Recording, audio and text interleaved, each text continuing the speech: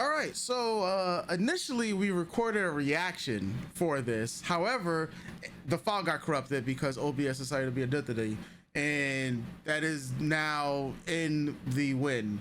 However, we did just finish watching the last episode for Apothecary Diaries, and it would have been great to get some of those raw emotions, especially because we were saying that everyone pretty much came out like a winner, at least for people who are fans of the series or who have a like for the series, can come away liking something about the finale, which I thought and it was handled pretty well. I was saying initially, as we began, I guess we're gonna do like a little recap for it. So we'll take turns, pretty much going through it.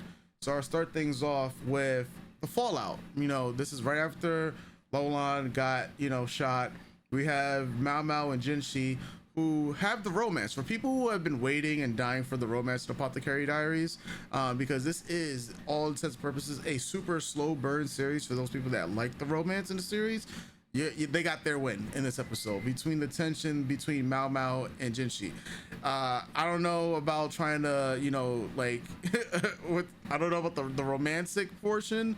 All right, Mao Mao just comes from near death and in very harrowing situations to, there's a few bodies that are assumed to be dead in that room, and we want to make like advancements and whatnot. Yeah, time and place, but that's neither here nor there, right?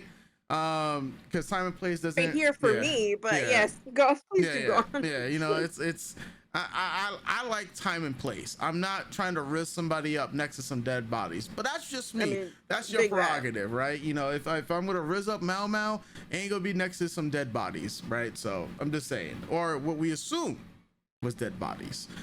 We were hoping that it was the medicine, and I think that was one of the biggest reveals towards the end of this entire thing, was that yes, these children did take medicine, not poison, which Mao Mao initially assumed it was going to be, and they kept harping back to that. Yeah, I just gave them a lot of medicine, but medicine could be taken in overdoses, or it can be medicine in quotation marks as for poison. But that was like one of the biggest things. But I'll let you take it from there. So after the medicine part, essentially after this whole romance part, because we could just classify that and put that away because it doesn't come back until later on. But yeah, I mean, we talked just to that part, the caravan part. yes. As we talked about in the previous episodes, what Shishu did for the children is, if she had actually killed them, was a mercy killing. Because as the show continued to tell us, anyone involved was up for execution. Yeah. And even by the end of the episode, we find out that most everyone was executed. Involved with the Shu clan. So yeah, it just comes into play. I think, like, so we talked about that, how it's a mercy killing, and it's understandable because Lolan essentially isn't a bad person. She's throughout all this, she's trying to do what's right by her people, by her sister, by herself. And it, that's one mercy that she could give to the people who have suffered under her mother and her father. Um when we got that conversation with Shure and Mao Mao about the medicine that she took, the corpse medicine, and how it's unrefined and she wants to work on it a little harder. And of course, that's something Shishu would know, considering that they are so close and how she got out of there in this whole plot. And even either last week, because that's when Shishu and Jinshi were speaking, and she made that pact of anyone who has died already, um if you could help them out, kind of alluding to, yeah, if they're presumed dead and you all think they're dead but they're not actually dead, they have technically been absolved of whatever wrongdoings they've done. This is a new life. They are reborn, phoenix from the ashes. Reborn the monster. Can you really hold them accountable for what's been done in a past life, kind of thing? Yeah. And it turns out Jinshi did his best. They all did. He did really good on that promise. By speaking to his mother and them taking on these kids on as wards, Yeah. and even taking Shure on as a ward, so to speak, right? Yeah. It's part political movement, part we know what our family has done to you. We know what your family has done to you. You've been through a lot, but you're also helped in other ways as well. So we're not gonna kill you. We're just gonna keep you close. Yeah. Which I think I don't I don't know if that's like the best outcome for her. I didn't want her to die. I'm really Mhm. happy with the endings for the characters I like Yeah. in this season. Um, but it's like to be stuck in a place that's part of your torment, it's gotta sting just a little bit. Like, is there a freedom to this? You're still trapped within the walls that you were forced to try to take down, or that have also traumatized your family and the people you love. So it's like a double-edged sword, so to speak, right? She gets a new lease on life, gets to do something different, but still has all the eyes of the court on her, and is again essentially trapped where everyone else has been trapped, right? There is no actual escape. So it's very interesting to see how if we come back to her later in Mhm. next season, how she's managing mentally with this new aspect and this new way of living. Yeah. Um, I hope that it's not too hard for her because girl's been through a lot. Um, Yeah, I'm happy she's also very intelligent too. She's like Mau Mau. She knows her way around a herb. She knows her way around a drug. She knows her way around the palace. She knows things. She has inner workings of and insider information of what her family was doing, and that's also beneficial to the empire, to the emperor, and Mhm. how the emperor is going to move forward with this coup that was going to happen. Because it's not just the Shu family that was involved, but it was She. foreign delegates that were all Shi family. It's not just the Shi family that was involved, it's also foreign delegates that were involved in this as well. And how far does this reach? How far does this go? And she has some valuable information. Like I'm thinking kind of like in that sense. Yeah. So that um I'm good on. Um I completely if like to I like to me the all the romance stuff is I want to talk about all in one go. So I'll do that in just a moment. I think moving Mau Mau moving Mau Mau's dad into the rear palace as a way of like as kind of an apology kind makes sense to me because he was very instrumental in the bringing forth and saving along with Mau Mau the new son, right, the new prince. um and he does have valuable information. It's kind of like, hey, the old regime really fucked you over. How about you come live here and a bit more comfortable in life, and all is forgiven. But so I think that was nice for him. um I think like Mau Mau having to go back to the pleasure district, I don't mind that either. Uh, to me, it's kind of like the best outcome we could get. Um, Now that her dad has taken her position, his previous position that she Mhm. was kind of filling in for. There really isn't a place for her. Also, there's still danger because she is a medicine woman, and it's like, well, that's kind of it's still very choppy waters to have her there Mhm. to do all that stuff, right? No matter how trusted she is. Putting her in the pleasure district still keeps her close enough so that everyone could still contact her and, hit her up for help and things like that. But it takes her out of that bit of harm's way. And it still keeps her close to her father, right? Like they could still visit each other, and as we can see, Mhm. Jinchi is able to visit her. All Secret the delivery. ladies in Yeah. yeah, all the comfortably and all the ladies in waiting, if once they figure out where she's at, could come and visit her. Shaolin getting to move on in the world, I think, is a lovely thing. It really does break my heart that Shishu, Shaolin, and Mao Mao's friendship kind of just has to end in that way Mhm. because of the machinations of everyone else around them.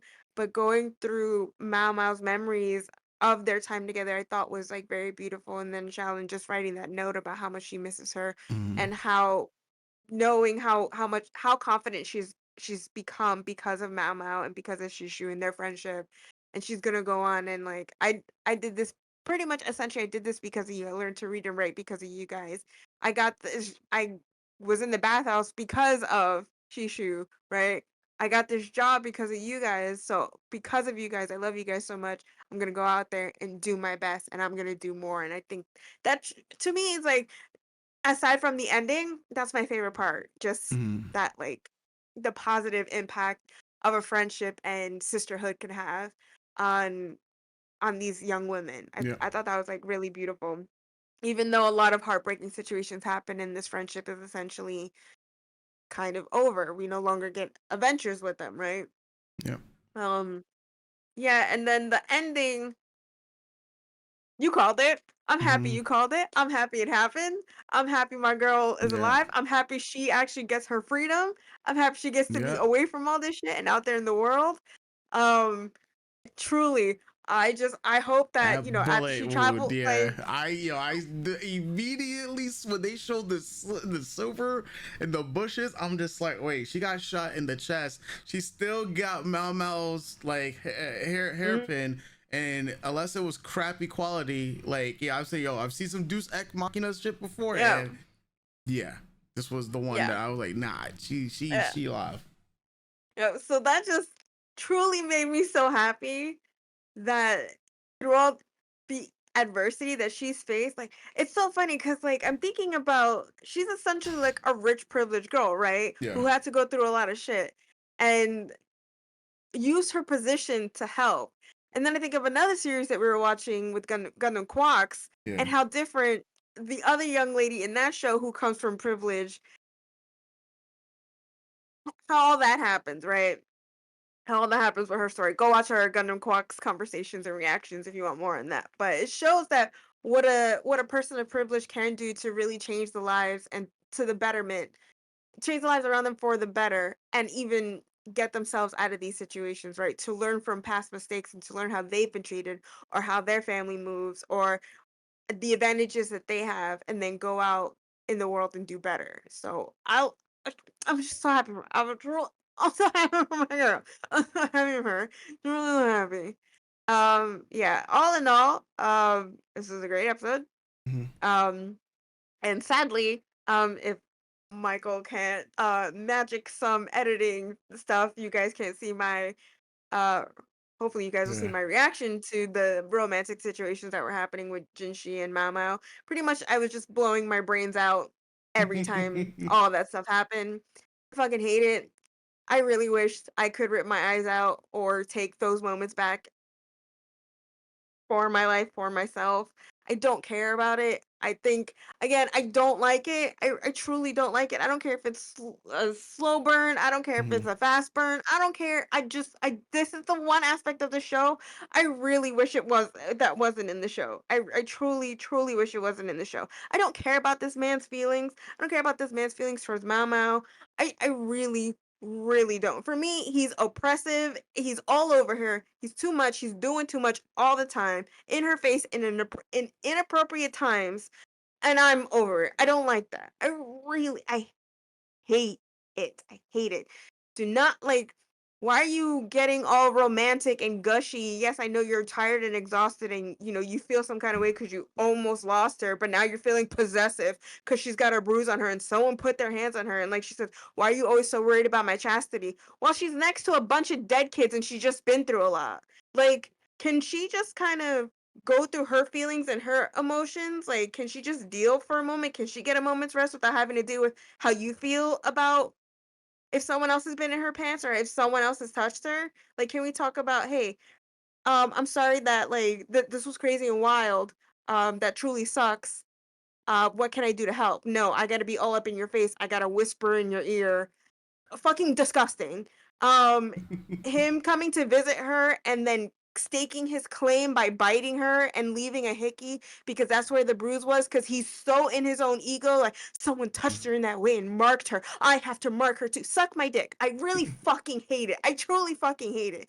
All of it I hate. I really do. And I know people are meant to see it as romantic, but I'm really like, you guys are in my head, you guys are taking out Mao Mao from the equation and just care about how Jinshi feels. instead of just going, hey, let the girl process what the fuck just happened. Hey, how about we don't let the guy who's in a position of power continue to tell her things that are gonna fucking ruin her life, right? How about we don't? How about we don't get his male ego in the way of, oh, she wants to really not hear about what you got packing in between your legs. How about we don't tell her? And he's like, but I gotta prove I'm a man. I gotta is my like are my looks the only thing? Can you just tell me that I'm more to you than my good looks? And it's just like she has to placate him in this time after she was just abused and went through all this bullshit. What the fuck is this? What the fuck? But I guess yeah, romance. They're so cute together. Are you guys fucking kidding me? I don't know. I look like while I don't feel as strong as you do about not liking the romance, because I have no real issues with the romance and progressing as slow as it is, or the romance between Jinshi and Mao Mao. I do think time and place, right? Because it just brings up awkwardness. I'm like, right, we're right next to some dead kids. Then again, I look at other series that I watch, and we've seen people do things much worse next to some dead kids. So that's why I'm just like, if I'm not like, I understand it and whatnot. Like I said, I've watched way too many romance series to like be like, oh, like this is whatever. I'm just like, all right, bro, time and place. But at the end of the day, I've seen other characters where I'm just like, yeah, you know what? It didn't really matter. Time and place didn't really matter. But their romance is not to the level of other people romances in other series and whatnot.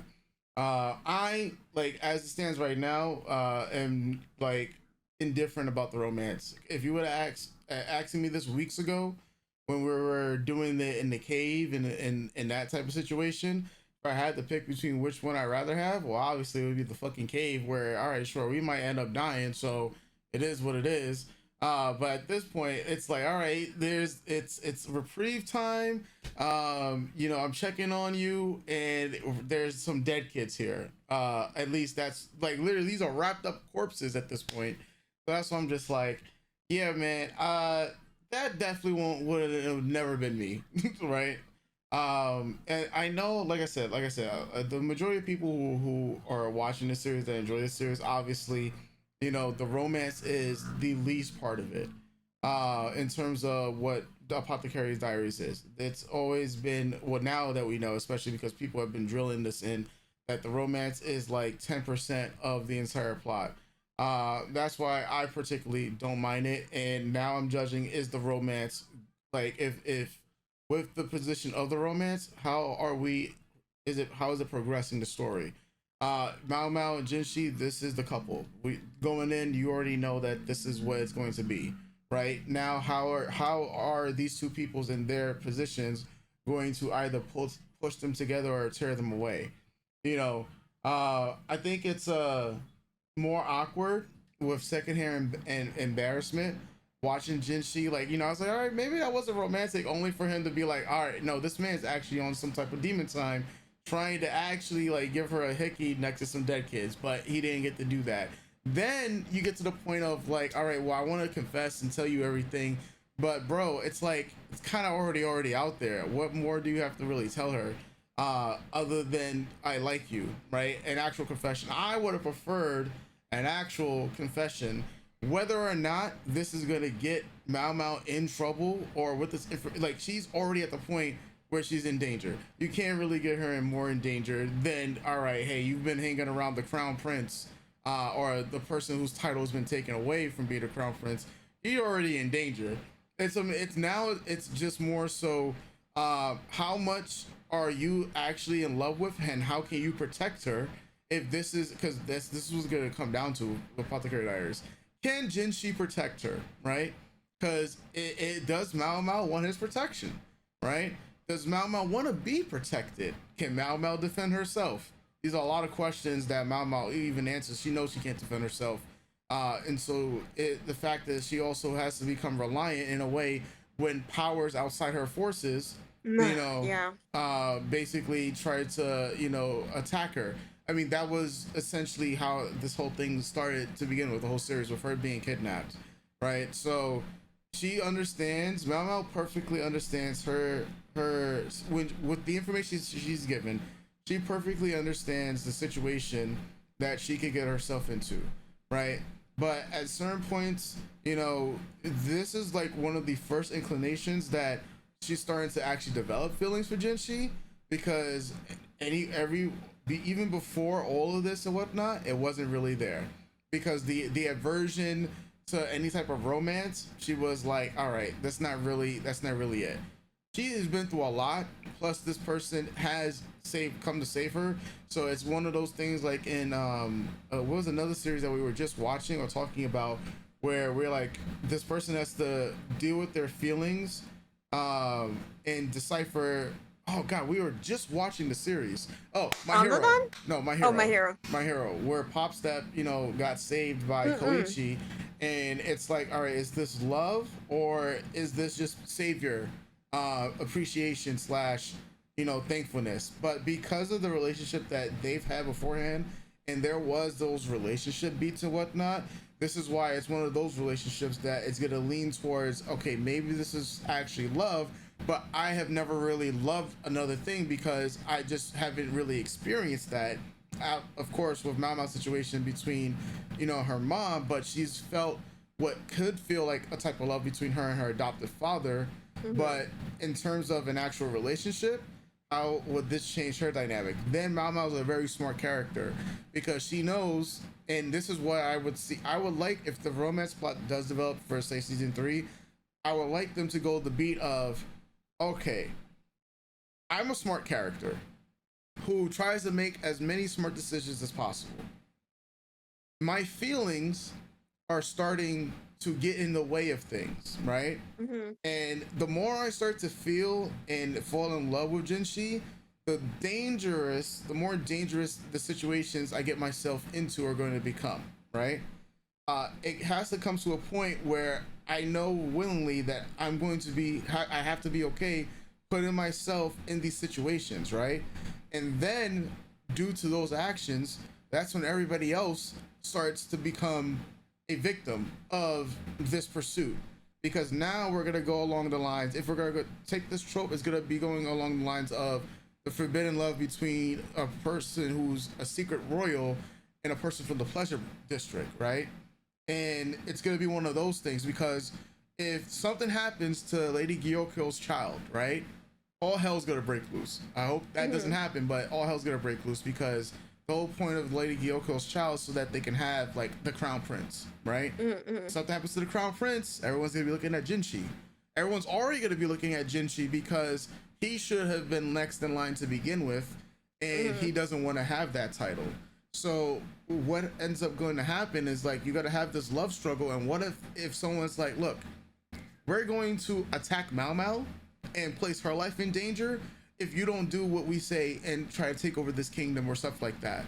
And it's her then like becoming a pawn again, like, because right now she's been like a queen making different moves, right? Then she has to become like a rook, where you have to become the pillar of everything. But it's like Mal Mal is on multiple different chessboards, and she's a different piece according to these different people, right?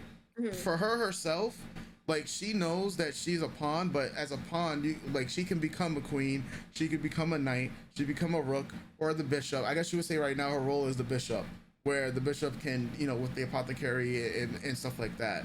So where I'm looking at for the romance is, I'm looking for it to not be entirely cliche, where everything's gonna be happy-go-lucky, and then we're gonna have fights because we don't understand each other and our feelings, and because we're too different. You're a royal and I'm a peasant, and we can't be together. No, I mean, Mama was like, look, listen, man, you like me, right? He was like, yeah. All right, I need you to get all this stuff for me, right? Because if you like me, so you go get all this stuff for me. And Jinshi's gonna be like, all right, but I don't understand what I'm making. Don't ask questions. You like me. Like, I want her to take more control of this relationship if it's gonna develop this way. And we're not gonna have like the classic shonen like abuse. This is to me, when it comes to like when girls like guys in shonen, right? They beat the guys up, and it's like that happens way too many times in shonen, right? And that's like seen as it's a playful abuse thing, right? I don't want to see that happen as like a gag thing and whatnot, because that's but especially you can't be hurting the prince, because we've seen what happened when Lolan did to his face. So obviously I don't think we're gonna go about that route, but I also don't want to see her just being like basically dominated all the entire time by Jinshi, because this is literally the only person that Jinshi feels that, you know, in a romance he can kind of dominate, because he's trying to take on a gender role, right? I would like to see Mao Mao be more assertive if this is the relationship that they're going to be in, and not have this as a regular, I guess she's a regular decular, like, because in all these other shonen stuff it's always the aggressive guy with the submissive girl. Why can't they both be dominant, right? In this, but you know, do relationships like that do happen? They do occur. Or maybe like, or we've seen other ones where the girl is dominant and the guy is submissive, like, because that's what Jinshi's.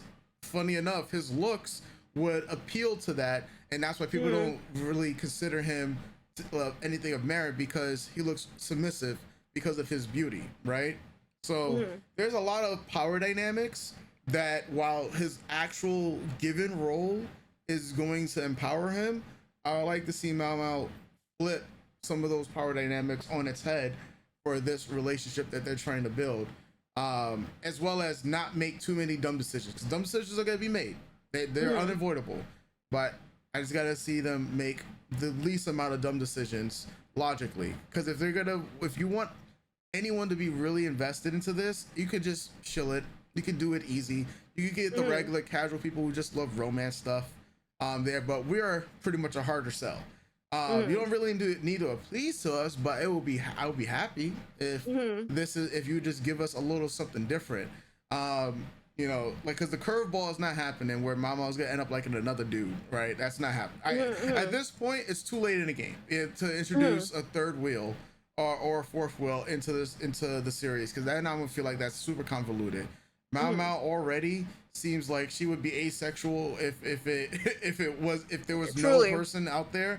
But it's more so Jinshi is breaking down, you know, barriers, but there's still a wall that has to be placed up that Mao Mao, you know, has intentionally. But the biggest wall she let down right now is Jinshi at the very end of the episode is as close as Jinshi has ever gotten to Mao Mao. Mao Mao would have been kicked him and did all this stuff, but you know, this is part of the romance development, and I don't know, like, I'm hoping, you know, like, I know romance isn't the biggest portion of the series, but I hope it continues to lead to better mysteries slash better like stories that we can tell, because the Lolan stuff, man, this shit was so good, and it was based around a romance, and the romance was just so complicated that you're just like, damn, I gotta give it, like, it's like, I hate Shisho, but he played the perfect role. I hate Shinmei, but she played the perfect role. These are terrible people who are great character studies. Lolan becomes the ultimate demon in all of this, and she becomes your ultimate villain, and you're just like, how could this lovable character who we're rooting for become the ultimate villain in so many people's eyes? And it's because love has contorted these people. Like, I hate the freaking Emperor, right? Especially because the man's a pedophile, right? And it would suck for people who are not pedophiles to take on a role of a pedophile and as an actor and whatnot. But like, the Emperor's role and everything have shifted and contorted so many people's lives that when you're telling these stories, that this is what I remember from Apothecary Diaries, right? And these twisted love stories, like, that stuff that can be like, shouldn't be romantic or anything, like, or like a romance type of series, but it's just a romance between other characters and whatnot. Like, a dynamic like that is what I would hope for. Not like something dynamic, something that could be like, damn, all right, Mao Mao and Jinshi are in love, but this shit is popping off in ways that they could never predict, that's going to change the course of the story for the better. So that's what I'm hoping, like, because you think about Shinmei, like, imagine if Shinmei was like the main character of the series, and she has to go through with the stuff with Shisho, and she was like, yeah, you know, my love, it has to be sold off, and now I would I rather be the wife to Shisho, who's gonna be like some regular lord, or would I rather be the Mm-hmm. empress, right? And obviously, her love was something to be bought because Right. yeah, right. That was her love. That was her Mm-hmm. romance to be Mm-hmm. bought. Shisho was actually in love, right? Mm-hmm. But he loved Shinmei to the point of his own detriment, to the point he was willing to sell out his own country, even though he wants in theory be a loyalist, right? Like, how far are these people going to actually go for the romance that they seek? The love of money, power, and Mm-hmm. status versus the actual love of another human being. Like, he's willing to discard the emperor's child to be with Shinmei because his thing was only Shinmei. So the romance, when it does happen in this series that doesn't involve Malvin or Jinshi, I think has been done really, really well. I know I've been yapping, but I just hope that the future for Mao and Jinshi is just not the, oh my god, he, he's a prince and I'm a peasant, I and mean, you know, I I yeah. the thing about I think their dynamic where they're kind of trying to spin it where it's Mm-hmm. close enough to that, but Yeah. not that, is that she's aware, Yeah. right? That she's aware of their positions. She's aware of Yes. her lot in life and what it means to be involved in him, right? And that's why I like, So yeah. it's the thing of I am a peasant, he is a royal. We really can't be together, but he's going to continue to pursue me as is his Mm-hmm. privilege, not his right, is his privilege, right? Because Mm-hmm. he has a privilege to do that. Yeah. And her right is to like to deny him in a Mm-hmm. way by being very blunt Yeah. and forward with him as much as she can because again he's still in a position of power. It's not like she Mm-hmm. can completely tell him to go fuck himself and to fuck Yeah. off. She knows she can't do that either, but she could be like you know what, no, I'd rather not, you don't gotta Mm-hmm. tell me, actually, how about we talk about this changing the Yeah. subject and Change stuff like subject. that, which Yeah. she's done during the series to avoid these kind of romantic conversations or Mm-hmm. him pursuing her in those ways.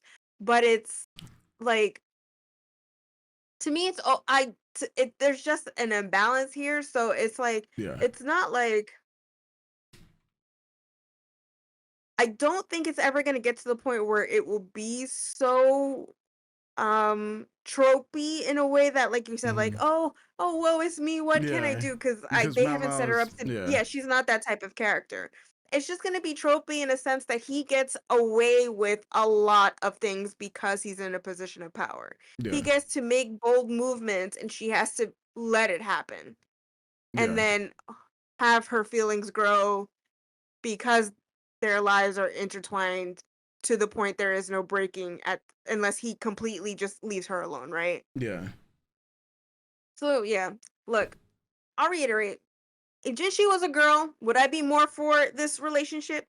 Yes. Mm-hmm. Um, if didn't have to contend with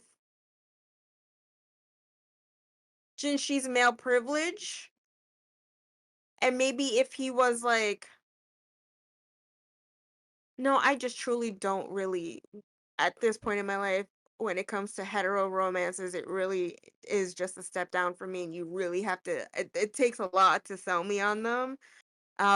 Especially when a show like this is so packed with so many other things that I love that I just feel like the romance, like I don't think anything is ever gonna sell me on the romance of these two because there are so many other compelling things happening in this Yeah. Oh yeah. story It's by far. that Yeah. are so much better than you trying to convince me that these two should be together when everything in the story thus far is telling me that no, they shouldn't. Mm-hmm. Maybe if I was 15, maybe I'd like it, but I'm not. Yeah. And I think I also come to a head with the fact that a lot of people romanticize these kinds of things, and it just really irks me because it is harmful. Certain situations he puts Mao in, uh, that young women romanticize, and I'm just like, please want better for yourself. Please want better for yourself than this. It's nice to see that Mao, within the constraints of her life and her position in life and her status, does at least want to get by in life. Like she's not looking for Mhm. more. She's looking to be. She's looking to be able to study, to gain knowledge, to be curious, but it's not like she's trying to be rich. It's not like she's trying to be famous, Mhm. right? She's just trying to do her own thing. And I love that. It's just really annoying when you have a male character going, I need to stake my claim on you because my ego can't take the fact that someone else has put their hands on you. Thank you, firework. It went off Mhm. in my background. Um, yeah. Um, all in all for this season, I for all of it, I think I give this I want to say it's a 10 out of 10, but the romance does Mhm. irk me so much. I give it a I reluctantly want to give it an 8. Truly deep down, it bothers me so much to the point I want to give it a Mhm. 7, but so many other good things happened, Mhm. and Shure and Lolan, Shaolin, and Yoku and a lot of the other women got really good endings, Mhm. and that makes me very happy. Um, so yeah, I'm at an 8 right now with season 2. Okay. Yeah. For me, it's a 9. Um, like my down point, the point I take off is I just don't like the romance between Mao Mao and Jinshi just yet, especially because, granted, maybe a 9.5. Yeah, I'll give it 9.5 because and I look when you look at it in its totality, legitimately, it's only 2 episodes out of 24. So, Yeah, so, sorry. so yeah, I really wish they didn't bother me as much as they yeah, did. yeah. For me, yeah, yeah, yeah, because it's like because I know where the romance is gonna lead to and whatnot. I just want the. I mean, it's a slow burn, and like I said, I give chances to romance in series that have no high schoolers. So it's already a win for me that these people are Mhm, adults. mhm, So I can. So it's like all right. It's not. It's like you guys see at the table, right? And mhm, I'm not liking how you guys are developing this seat in your position right now.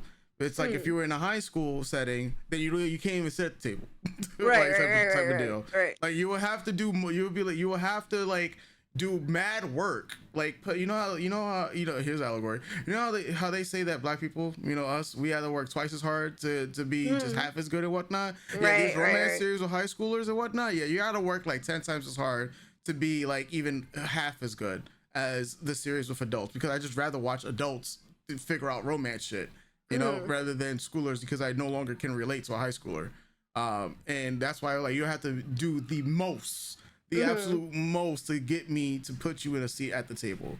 So they have a seat at Yeah. the table for the romance, and I'm just like, yo, y'all about to go to detention because this shit is not.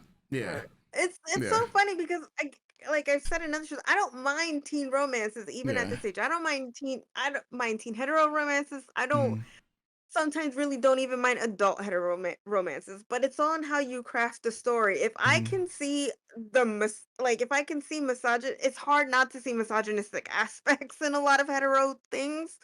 Um but if your story is crafted well enough that it's convincing me that these two should be together or that there is a connection and it's mm, not being forced in some way or there's not like a real imbalance of power and I'm kind of driving this home because if any of mm. you guys follow me on um not TikTok, even you Twitter. can, but I don't post there on Twitter. I go hard for Rhaenyra and Massaria from House of the Dragon, and they're pretty much the same position of Mao Mao and Jinshi. Rhaenyra's queen, and Massaria is in her court. She's a court lady, right? At now, she wasn't before, but now she is. Um, it's the same thing. Mao Mao is in Jinshi's court, not officially, but she's working with him, she's Mm, working for him, doing stuff, helping out in the rear palace. She has a position of power a little bit, mm, right? um and they're both kind of slow burn romances in a way, mm, but to me Rhaenyra and Massaria get more grace and more leeway for me because it's two women exploring this in a world that looks down on women and how these two women can come together in these trying times and either uplift each other or move situations forward. This Yeah. I don't give a shit about a man's feelings. Yeah, for Just me, I apply it to everybody. Like men, guy, girl, guy, girl, non-binaries. Like for me, if the romance, it don't like. There's, I just care about. All right, are you in high school? You are. All right, well, fuck off. That's it's for me. It starts with that. But then it's like, all right, are you in high school? All right. Is it psychological? Okay, okay, all right. Are we at like Kaguya love at war status, where literally are like it's whoever is the first to fall in love loses this battle, but the actual thing is that you right. both win. Like to me, that was an interesting concept. Like they are both characters like each other clearly, but no one wants to be the first one to confess. So we have these psychological battles of war between each other, where we're playing all these games, and it's like, oh. You was about, what was you about to say? You about to say you like me? Was that? No, I wasn't gonna say that. And then it's like this constant back and forth of psychological games. And then when you introduce other characters dealing with their traumas and everything, and you learn, like, it was, to me, it was a perfect storm for how a psychological romance series could have been. And I'm not gonna always get Kaguya Love is War from all these other series, which is not gonna happen. But yeah, we're not always gonna get the romance that we see in these shows. It like I said, my thing always comes from you guys have 99 we examples. got I have 90. Yeah, we got yeah, 99. you guys have 99 examples of this kind of romance, of these kinds of tropes, of these kind of characters. I have one. Yeah, and literally this season we have the one girls love series that we're about to check out on Monday, on Tuesday when it drops, and that's a harem. Like how rare is that? How rare is that, bro? I'm kind of living my life like it's golden right now. Well, we gotta see how that kind of tracks and how it plays out, because we did have another girls love series with I'm in Love with the Villainess, and I hate that show. Yeah, and that was a harem in the wrong way. Yeah, exactly. And see, not every queer love story is a win in my book. Some things I'm just like, this is not a win for the queer community. But potato. Yeah. But yeah, I just I'm just trying to make this distinction because I got called sexist in our K-pop Demon Hunters reaction, and sure, okay. Honestly, for me, it's fuck men, not in a positive way every day. I don't care. But me pointing out the things that I point out is not being sexist. I'm again telling you guys have 99 of these things. I see an inkling of the 1% that I get. I'm gonna talk about it and how the disparity of it, that you guys have so much and we still have so little. So if you don't like it, don't watch. Get the fuck out. Like, yeah, like at the end of the day, yeah, because I'm just like, yeah, we have a lot, right? Obviously, and obviously the majority of stuff I watch is all hetero because I'm straight as well. But it's like even in the girls love series that we've watched together, and then the other queer series we're about to check out. Well, now the creator said it's queer, but it's the Summer Hikaru died. That's the first boys love. Well, first I was told afterwards it was boys love, but then people were just like, it's not boys love. It's not. People were going at me like, no, bro, truly, nonstop. and then people will tell you that what is queer in front of you isn't queer, or that it's bad, or that it's diversity, or that you're shoving it in our faces. And again, you have 99 of something, we have one. We're not shoving anything in your face. This is just life. Yeah, I would like to see more of my life portrayed in media. Like that's it. That's it. The hate that I randomly got for just saying that this boys love series is gonna take over the summer. It was like, it's not boys love. It's just queer. I'm like, all right, look, I'm not about to debate people in a field that I have no expertise in. Send them my way. Send them my way. Whatever y'all say, if it's queer, I change the title. I changed the title because people come, they was like, yeah, it's not boys love. The author said it's a queer story, and I'm just like, all right, look, I'll take boys love out the title, and I put queer in it, and then people got mad because I put queer in the title, and it's because people was like, it's a boys love story. I said, you know what, Listen, I don't. It's kind of one of those things where I don't know. Yeah. But when we watch it together, we'll Yeah. talk about it. No, it's very much how people were getting nitpicky in our K-pop Demon Hunters. Well, it could be Mhm. bisexual. Baby, queer is an umbrella term. I don't Mhm. care if Rumi and Jinu Gino. are bisexual. I was just trying to tell you that it felt like Rumi should be kissing girls and not having this romance that I felt, this hetero whatever, this male female romance that was bubbling under the surface of this already packed story of self-discovery and self-acceptance. So I'm not saying that they can't be bisexual, because queer, and when in my usage, is an umbrella term, especially for that. So I personally think at this point people are just looking for things to fight about. They want us to be explicit in our language, but you can't be explicit in your language if things aren't contextually canonically expressed Yeah. to you in what you're viewing. Yeah, So because like when the until author, like yeah, like I kept the title queer, this queer story after I went and just researched myself. What has the author said? What is the author saying about this? The author said queer. Okay, it's queer. That legitimate. They've only had one point of context, and I had to go for translations to get it, and it translated to queer, and so I said, all right, here we go. It's queer. It's a queer love story. So I mean, but it's in the boy love section of every store, so that's why I'm just like, and then my friend who gave me the novel told me afterwards that, oh yeah, this is a boy love series, and I'm reading it, and I'm just like, all right, that's whatever, right? Because I don't naturally read boy love stories, right? But I'm like, oh, this is a really, I said, this horror shit is fucking wild. That's what I was thinking.